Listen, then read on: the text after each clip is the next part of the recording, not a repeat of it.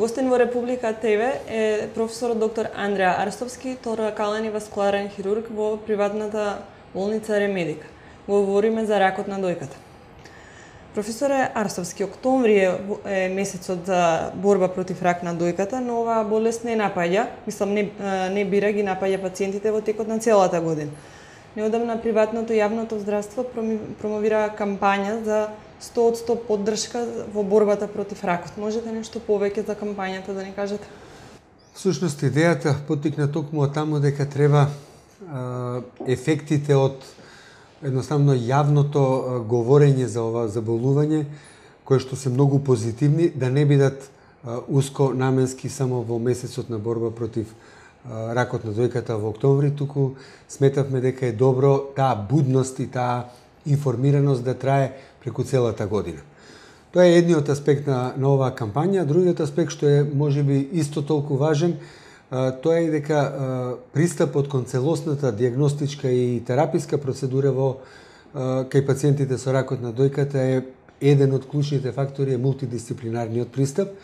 Значи, во тоа се инволвирани повеќе струки, радиодиагностичари, патолози, хирурзи, онколози, пластични хирурзи, психолози, и се обидевме да и покажеме на нашата јавност дека ние тоа го правиме навистина тимски, со една континуирана соработка на сите овие клучни фактори, се со цел да постигнеме што подобри резултати во лекувањето и што порано откриени во диагностичките процедури. Само еден таков континуиран, организиран пристап и пред се тимски пристап на врвни стручњаци од таа област може да доведе до одлични резултати во поглед на излекување на карциномот на дојката. Так, стручните лица сметаат дека не постои превенција од рак на дојка, туку превенцијата е рано откривање и диагностицирање. Дали во Македонија има тренд на рано откривање на овој карцином во ран стадиум? Значи, ова е одлична поента што ја кажавте. Се уште одредени лаички кругови, па за жал и во стручните кругови зборуваме за превенција. Превенција, за жал, не постои кај ова заболување, но постои нешто што е многу битно, а тоа е што порано откривање, значи дури и кај пациенти кои што не можат ништо да напипаат, нема никаков знак дека можеби се работи за присуство на едно вакво заболување.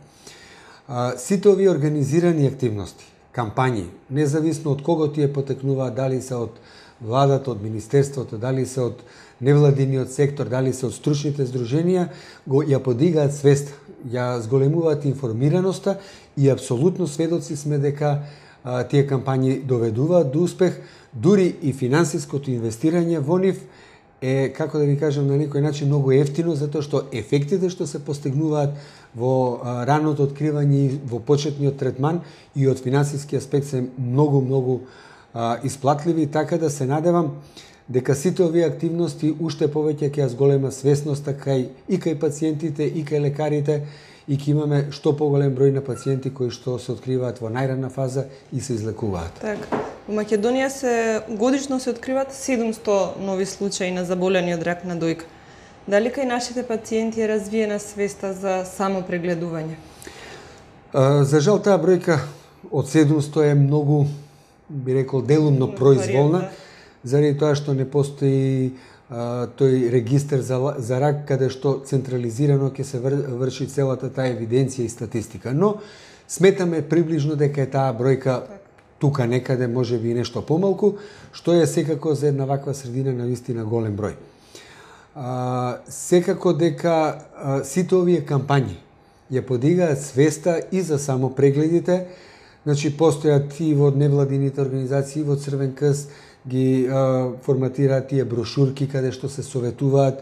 Сите ние кога гостуваме во одредени медиуми, кога говориме на одредени јавни трибини, се обидуваме на пациентките да им ја предочиме предноста на тие периодични само прегледи, значи еднаш во месецот, тоа не мора да се прави премногу често, каде што се објаснува најдобриот начин на само прегледи и сметаме дека на долг период секако дека и само прегледувањето ќе доведе до поголема свесност и до поголем број на откриени во што пораниот стадиум.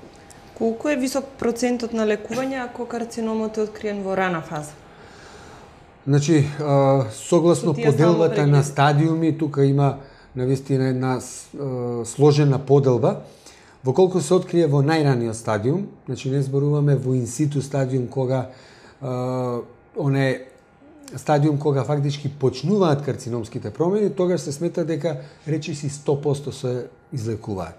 Во првиот А стадиум, кој што е најран стадиум, процентот на излекувани е повеќе од 90%. Зависно од различни серии, дали е 95, дали е 93, некои дури средини има кај што реферираат и до 97. Во секој случај тоа е еден огромен процент на излекувани и нашиот стремеше да се откриваат токму во тие најрани фази кога нити се палпира, нити се чувствува карциномот. А дали еден пациент излекуван од рак може повторно да заболи од друг карцином и дали тие случаи се лекуваат? Да, за жал многу работи во канцерогенезата, во настанувањето на карциномите се уште не ни се доволно познати и познати се случаи кај пациенти кои што имале карцином на дојка дека добивали други локализации.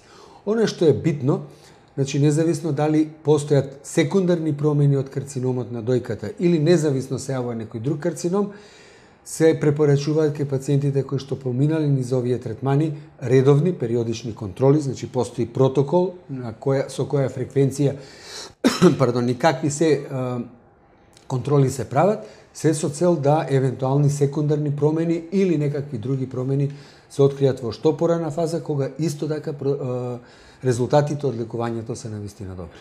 Од карцином на дојка не заболуваат само жените, заболуваат и мажите. Што велат бројките, колку мина македонци заболеле од рак на дојка? Пак како последица на непостоење на тој регистар не би знаел точно да ви кажам бројот на мажите. Секако тоа е многу поретко. Поедини статистики, некои серии велат дека на 100 жени има еден машки карцином. Мислам дека во Македонија тоа не е случај. Мој личен впечаток, што мораме да го земеме малку и со резерва, дека некаде на 200 до 300 карциноми женски доаѓа еден машки. Така. Постојат повеќе митови за ракот на дојката, како користењето контрацепција, наследен фактор, исхрана, маснотиите во исхраната, неправа мамографија, бидејќи тоа може да ми предизвика рак. Што е вистина, што е мит? Прво, јас ќе почнем од позади. Да.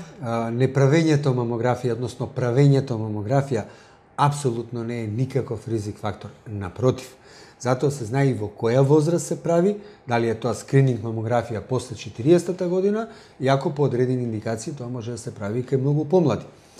Така да, тука да расчистиме со таа дилема, особено новите апарати, тие се со такви минимални дози на зрачење, така да тоа апсолутно треба да го отфрлиме и нашите гледачи да бидат мирни. Значи, напротив, треба да се прави мамографија таму каде што треба. Во однос на другите, хормоналните промени, начинот на исхрана, начинот на живење, стресовите, сето тоа се ризик фактори. Значи, не можеме да кажеме, не знам, ако јадете вакви масноти, ќе добиете карцином на дојка, или ако, не знам, пушите, ќе добиете карцином на дојка. Меѓутоа, сето тоа се ризик фактори кои што треба да се избегнуваат и сите овие што ги набројавте, значи контрацептивите, хормоналните промени, раната менструација, касната менопауза и така натаму, значи сето тоа се само ризик фактори кои што кај одредени пациенти значи ја зголемуваат фреквенцијата на појава, а за жал не можеме да ги откриеме точните причинители, веројатно се тоа мултипли комплекси на разни сложени процеси кои што доведуваат до процесот на стварање на карциномот, а сите овие се само ризик фактори кои што пожелно е да ги избегнуваме, меѓутоа во современиот начин не од сите можеме и едноставно да се изолираме. Ризик фактор е самото тоа што е жена. Ризик фактор е жена, ризик фактор е возраста, значи секоја наредна година, значи наредна декада, ако да бидеме попрецизни, поголем ризик. Поголем ризикот. Меѓутоа тоа е нешто што не може да се избегне и заради тоа ние советуваме да превентивни прегледи, скрининг програми, рано откривање и со тоа да се открива ракот во што поран стадиум и што поуспешно да се лекува. Благодарам за гостувањето.